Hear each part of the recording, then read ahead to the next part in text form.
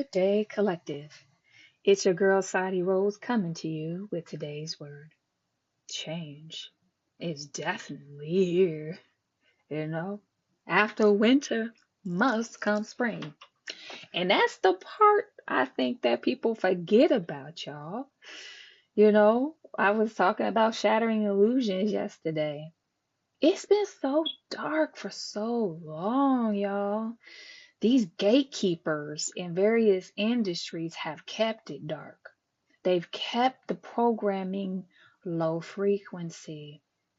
And when we talk about Hollywood and we talk about, politics and all these other industries, they very much have had gatekeepers.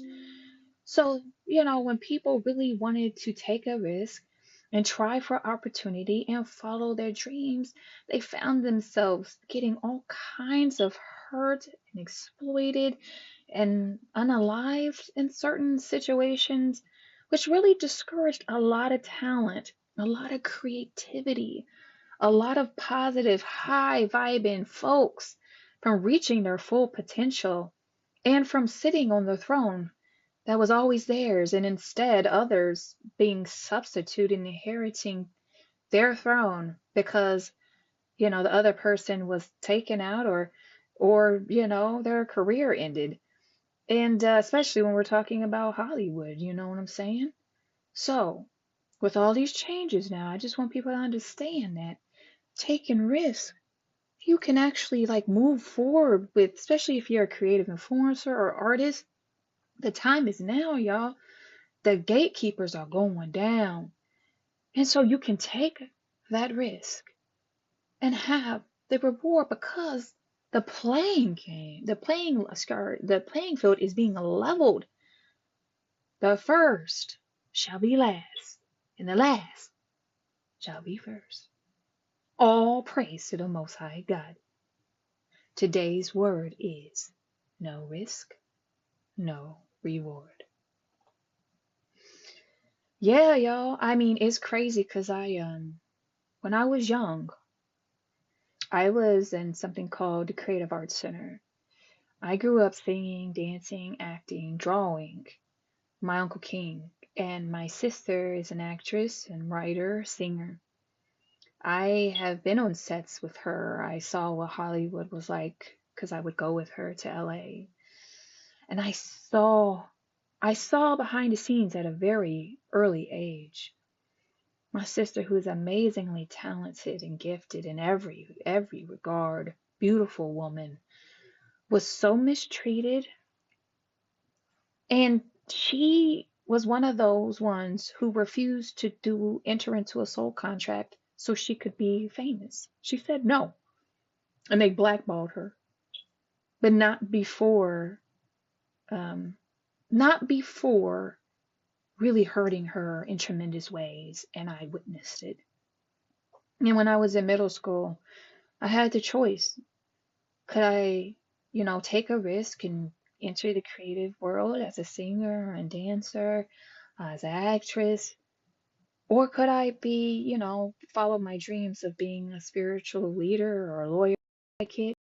And I chose the intellectual because I saw that there were gatekeepers, and that in order to play that game, you had to enter a soul contract. And I said, no, thank you, very early. And now we are at this moment. And this is not just applying to me. It's crazy when you look back and you can see how stuff makes sense.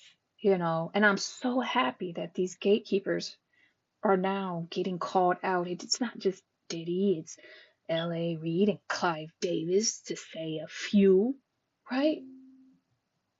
The list is on and on. And let's not, Illuminati, come on, y'all. We know that this runs deep and it's not just in Hollywood, but all those kingdoms are falling. And so now for me, here I am, my early 40s, y'all. I haven't sang in years. I mean, I was creative. I literally danced my way through college, y'all. Like that never stopped at college. But when I got older, I just stopped dancing. I just stopped dancing when I got older. I had kids and I haven't sang in forever. So, singing is like a muscle. So I gotta work on that because I ain't sang in a long time, and I just find myself. I know my calling is a spiritual practitioner and healer and writer. But also, when I sing, y'all, it's not because I expect to like get anything from it professionally. That's not what I'm saying. It's like, but I do feel like singing is a part of my message because the things that I sing are like related to the message. I feel like sound is one of the um, most purest ways of or influencing frequency. And so when I'm delivering these messages, it is enhancing this message, and that's why I do it.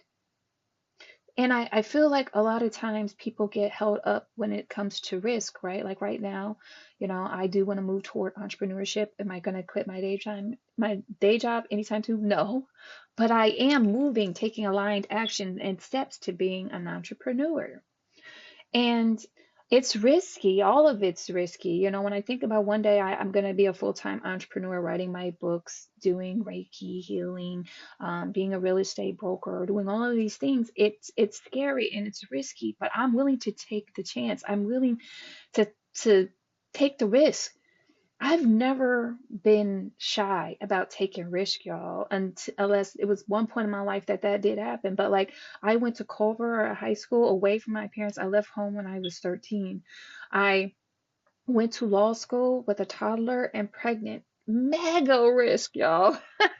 I have taken big risks. I went to an Ivy League school all the way on the East Coast when everybody else was rich, major rich, and it was like only two actual black people there that were actually African American. Everyone else was either from some country in Africa or from the Caribbean, big risk. And I not only took the risk, but I really like took the challenge of like doing well and succeeding in every one of those instances that I gave you. And so taking the risk has never been a challenge for me, but I feel like other people get caught up right here. Kind of similar to what I have, which is when I've taken risk in the personal, in terms of the people that I've allowed in my life. I took those risks, and they were big risks too for different people that have come in my life. It was just that when I took the risk, I did not, when I failed, right? When things weren't going my way, I didn't do what I needed to release it or to learn a lesson that I was supposed to learn from those experiences and then use it to make me better so I continue to level up personally, right? In terms of boundaries, in terms of relationships in my life. I just lingered, I just kept on, and it was because my confidence in myself, because I was failing, was impacted. But those situations, I should have learned from the experience. I should have accepted it. I should have released it. And then I should have used that experience to level up to the next relationship, right? And I struggle to do that. And I believe those personal quote unquote failures and relationships started to impact me professionally, where I just started to question my choices about everything. And so I grew reluctant to take risks professionally as a result of my personal failures or, decisions that took me off the divine path. So I started to get stagnant and stuck because my belief and confidence in myself took a major hit.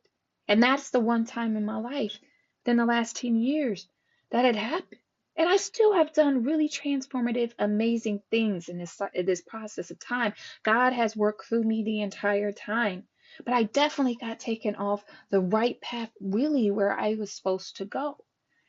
And so my message to you is, if you are scared of taking a risk, if it's a relationship that you're in, or if it's professionally, the most important thing that you can do for yourself is to believe in yourself. And not only believe in yourself, to then remind yourself it's okay to fail. It's okay to, have those moments. What is critically important, though, is that you don't just collapse into yourself when you have those moments where you try something and it doesn't work out and that you just stop.